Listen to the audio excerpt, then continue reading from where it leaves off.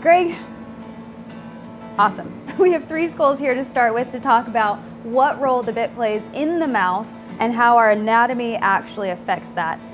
Can we start with you telling me, walking me through what the parts in the mouth and skull are that we need to think about? Absolutely. We have 3 different skulls here, and my best friends, I'm sure. This being the youngest individual and this guy down here being the oldest individual. The parts of the oral cavity that we're concerned with, that we're going to talk about here, we have to take these guys apart to do that so that we can do the physical explanations. Now, from the 16th century to modern day, this area on the mandible, this being the mandible, the whole bottom piece is the mandible. The upper portion of this that houses the arcades or the molars is called the maxilla. This area from the back of the canine to the premolar, which is this first molar, is called the interdental space, commonly referred to as the bars of the mouth. And I'd like to say right now that depending on where you are geographically, common terms, oftentimes in reference to bridle bits, mouthpieces, shanks, all of the terminology will vary. We're going to try to hit the happy medium on that so that everybody understands what we're talking about. However, a lot of the terminology does vary depending on what part of the country you're from or what country you're from. In the interdental space from the 16th century to the current day, the width or the space from crown to crown on the interdental space is going to vary someplace between 1 inch from here to here to 1.25 inches. That includes Arabs, quarter horses, warm bloods, horses that are 18 hands down to horses that are 14 hands or less. That is the common denominator that as a bit maker we really need to understand and deal with when making mouthpieces to accommodate the oral cavity.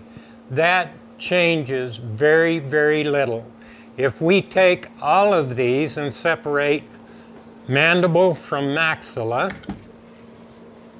the notable difference that occurs physically in that oral cavity, first of all, quite simply, is the length of the head. You can see the gentleman on the right was a big guy. The guy in the middle's middleman in this was the youngest horse, but also the smallest. When we talk about tongues and accommodating the oral cavity, the specific thing that becomes most important to us is the area in the mandible that is in the center of the interdental space. If I lay my finger in that, you can see that it accommodates my tongue completely. From the standpoint of terminology, let's go to the middleman, put my thumb in there. There is far less space in that one. And the third horse, which was the biggest horse, once again we have quite sufficient space for that tongue to be accommodated. So Greg, the next part that we need to talk about is what role the bit plays physically in the mouth. And to do that, I know I need a better understanding of how that mouth is made up. Can you go through some anatomy of the skull, just general anatomy, so I can understand what we're working with here? We're going to start with terminology. The oral cavity is inclusive of the mandible, which is the lower portion of the skeleton, the maxilla, which is this portion of the skeleton that encompasses the arcades and the molars. We'll rotate this guy over and talk about nasal cavity. And at this point, we can spend a little time. Right here is where one of the sinus ducts runs. There is another one that starts in the eye socket itself and is exposed in the nasal cavity. Now, when we talk about soft tissue, the nasal cavity is actually that hide and nostril that covers this lower portion of the skeleton. What about inside the mouth? Inside the mouth, as far as soft tissue goes. the other area of concern that we're going to talk about is the difference between hard palate and soft palate. The hard palate, obviously, is a bony space in the roof of the mouth that extends clear back to the back part of the molars.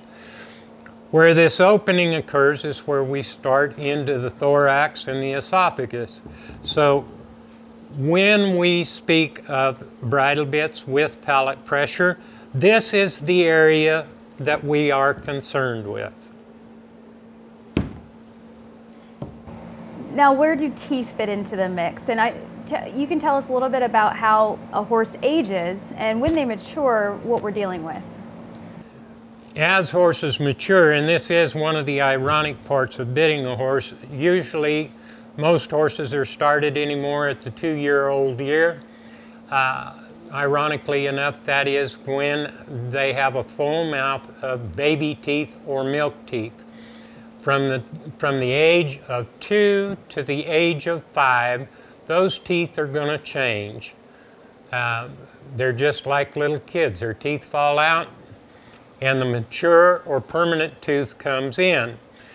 This row of teeth across the front, lower, and upper are called incisors. The teeth directly behind the incisor is called a canine. This tooth and this tooth. The space between the canine and the premolar is the interdental space. We have an example here, and you're going to hear an awful lot about it. It's a thing called a wolf tooth, which is this tiny, small tooth that is shallow-rooted that lays right in front of the premolar on the maxilla. Not all horses have wolf teeth, and as we can see with this particular skeleton, this horse had one on one side but did not have one on the other. Now, with teeth, at what point do they become a problem? Are wolf teeth always an issue if they're present? Depending on the training program, wolf teeth are not always a problem. As rule of thumb, and if you talk to your dentist or your veterinarian, because that tooth is right in front of a premolar and has a tendency to pinch mucosa or gum tissue between one and the other, it has always been a common practice or standard to have them removed. Teeth care and recognition of teeth care should begin at that 2-year-old year. Obviously, because bridle bits are a foreign item, before we ever put anything in a horse's mouth, it is far safer to do a physical inspection to make sure that we have no abnormalities. If there is an abnormality, they need to be taken care of before we start bitting these things so that the natural progression from milk teeth to permanent teeth doesn't create further problems. Great. Let's go now into the actual structure in the skull that can affect accommodation for, say, the tongue and how the gums are affected or the mucosa. Can you tell me about that interdental space? All right, the interdental space being the common denominator on our menu or what we're talking about, simply because there is so little deviation. We have 3 specific skeletons here, all of different breed, all of different age, and yet when we look at that interdental space, it is a common denominator. From this side to the 3rd skeleton, we have 1/8 of an inch of difference in width from crown to crown. When we talk about the interdential space and when we study, it is part of a physical inspection to run your thumb across the top part of that bone. Why is that so important? As you can see on all three of them, there is a pronounced crown in the center of that bone. If that has been mashed or pulled on to the point that that crown is no longer there, we've done two things. We have to worry about bone fragment. We have to worry about space in the lower oral cavity for the tongue to go. Obviously, the more we mash it down, the less space there is in that bottom cavity. It is a very simple, easy assessment, easy way to see if there has been any damage done, and it lets us know from a purchasing standpoint, especially if we go to buy one and this horse is portrayed to be light-mouthed and very, very nicely made. There is very little secret when you feel that interdential space. The mouth tells the real story. The mouth will tell on a bad hand. Aside from the interdential space, what else do you need to look at in your physical inspection? We need to make sure that we don't have any wolf teeth. If there is, and the other part of it is mucosa. If the horse's buccal flap or mucosa is abraded, obviously we're going to want to do something different with our bridle bit selection. And I feel like we might have skipped over that, but buccal flap is what exactly? Buccal flap is that soft tissue that encompasses, it's the hide that makes the nostril, it's the hide that covers the chin. It is that soft tissue that makes the bottom end or the muzzle of the horse, which is what we're concerned with when we talk about bridling. Later on, we'll do a physical inspection of the buccal flap because, once again, there's a very interesting area in the thickness of that buccal flap that is very telltale about training methods and approach. I see. What are the pressure points in the horse's mouth or muzzle? We have 4 basic areas that we're concerned with when we talk about bridle bits and bridling a horse. Those 4 areas being, first of all, the palate, which is the most sensitive. Palate runs from here, clear back to this opening back here. In the front part, above the interdential space, it is ridged in shape and has a little arc in the center of it.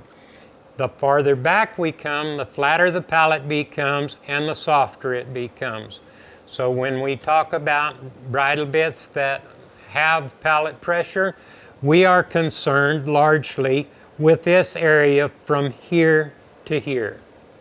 And you mentioned earlier that space between the bars that accommodates for the tongue is going to play a role in how much palate pressure you can get with what size port. Exactly, and we'll get into that when we talk about mouthpieces. The other areas of the mouth that we're concerned with, the tongue, obviously, which is the second most sensitive part of the mouth, the bar space, and then where the curb strap lays underneath, there's we call it the chin strap groove, which is between the chin as it progresses up the mandible. Okay, now we've got the 4 parts of the mouth discussed. I hope everybody understands that because, as we discuss farther on, the combination of shanks and mouthpieces, it is never any one of those things that we are dealing with, but the combination of all of them. So when you apply pressure, let's say to your chin, you're also causing a chain reaction or effect somewhere else on the palate or the tongue. Obviously, it is always 2 or more, depending on the mouthpiece. Greg, how important is it to have a professional opinion or someone help you look at your horse's mouth at different stages of development? Obviously, it's very important for 2 reasons.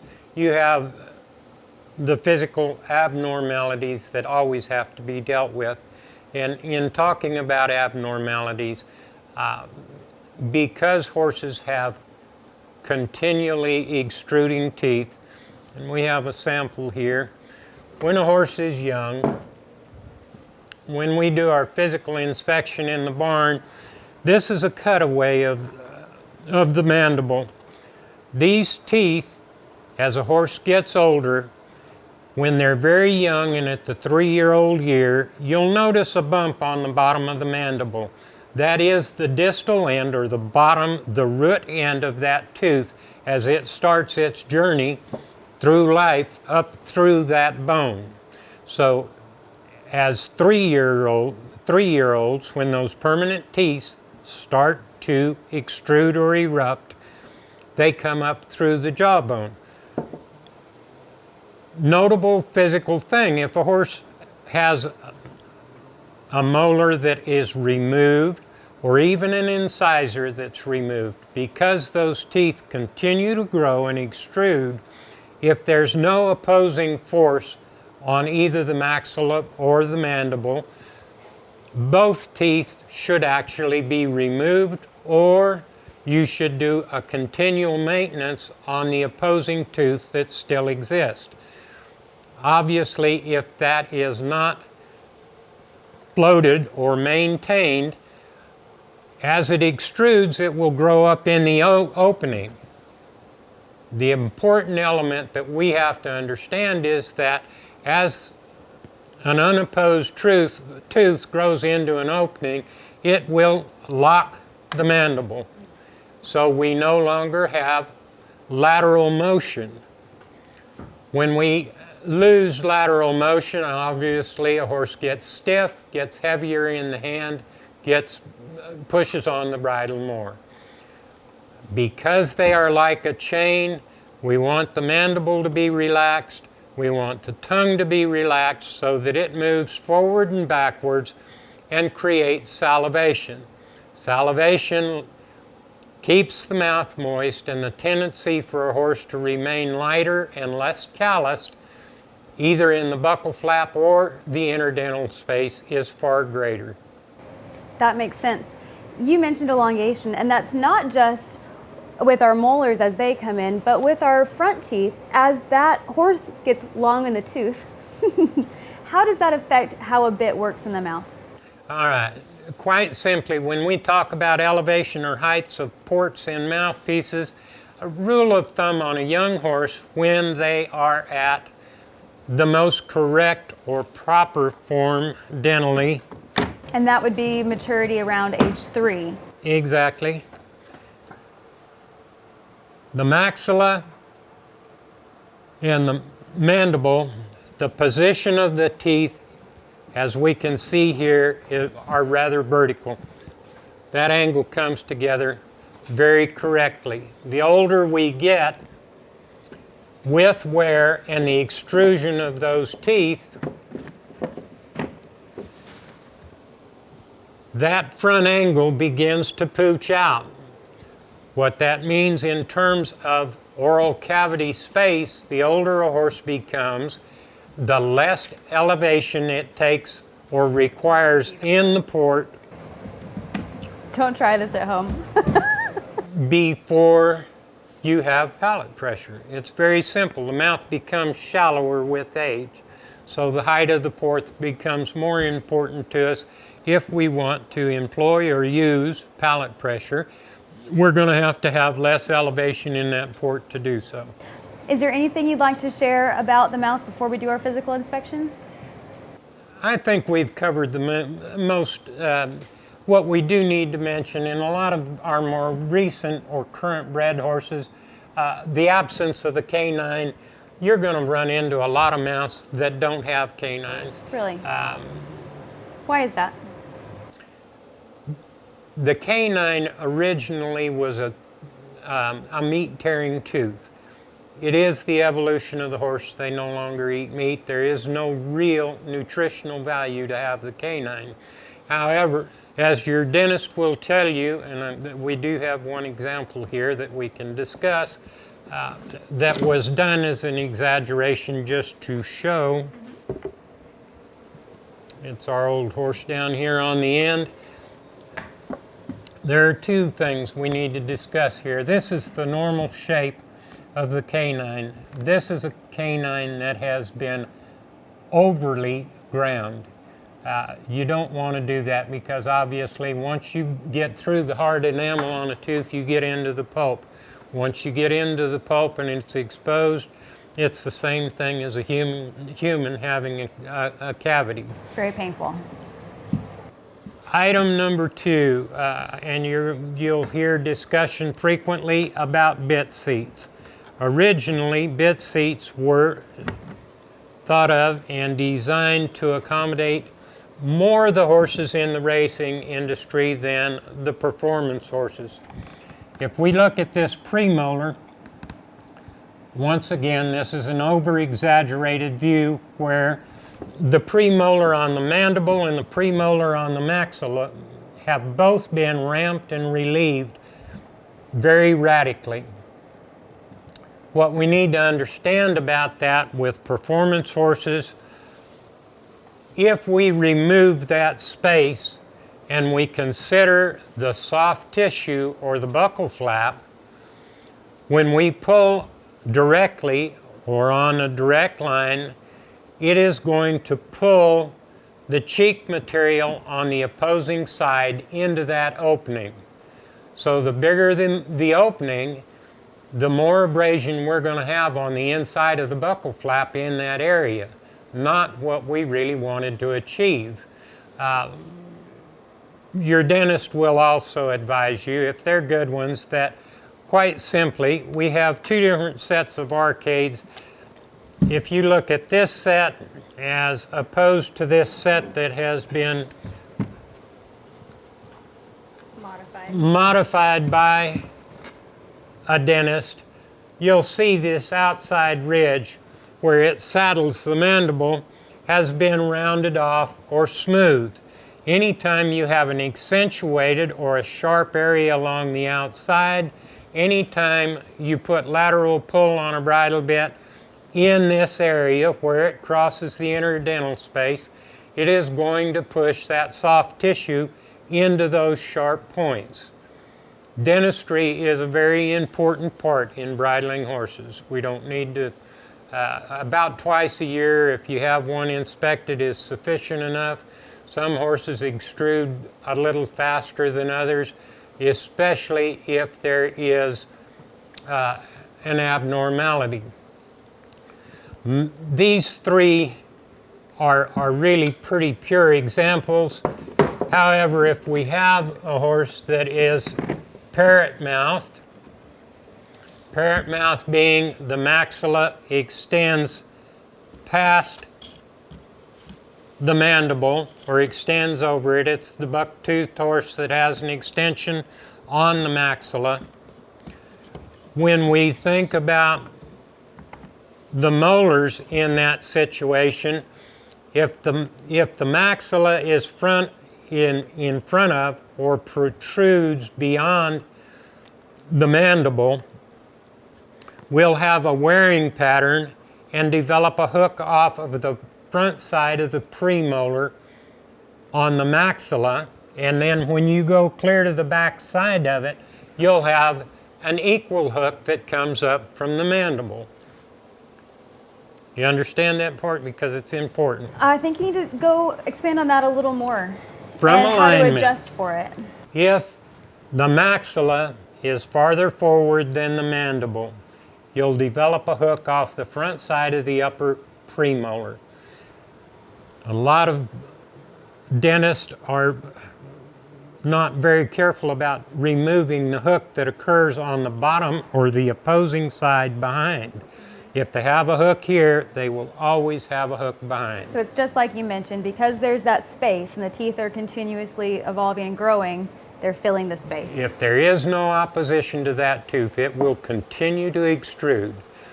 What keeps them even is the normal wear pattern from mastication or eating foodstuffs. How much would a parrot mouth like that affect the bitting process?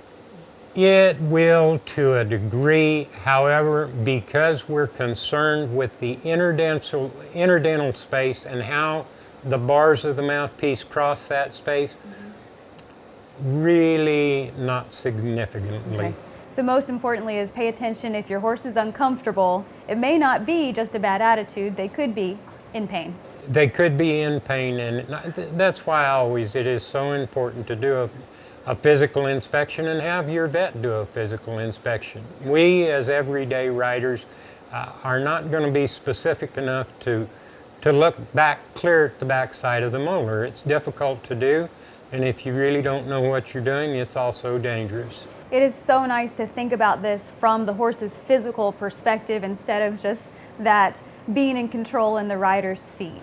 Always in the past, the common response to the question, why do you use that specific bridle bit, was because it works. So hopefully in the course of this discussion, we can add a little logic to that. And futuristically, in your selection of bridle bits, you'll have a better idea of what it is, either by discipline or by self-assessment, that you have a more workable knowledge to pick the appropriate bridle bit.